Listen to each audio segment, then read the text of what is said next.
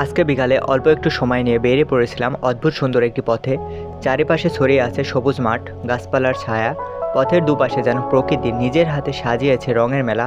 মানুষেরা ধীরে ধীরে হাঁটছে, কেউ হাসছে, কেউ ছবি তুলছে। মনে হচ্ছিল এই পথটা শুধু গন্তব্যে পৌঁছানোর জন্য নয়, বরং প্রতিটি পদক্ষেপ উপভোগ করার জন্য। আকাশটা যেন রং তুলির ক্যানভাস, নীল আকাশে সাদা মেঘ ভেসে যাচ্ছে। আলহামদুলিল্লাহ, সবকিছু মিলিয়ে মনে হচ্ছিল প্রকৃতির সাথে এক অদৃশ্য বন্ধন, যেখানে মানুষ আর পরিবেশ একে অপরকে আলিঙ্গন করছে। কখনো কখনো জীবনের সবচেয়ে সুন্দর মুহূর্তগুলো গন্তব্য নয়, এই পথের মাঝে লুকিয়ে থাকে।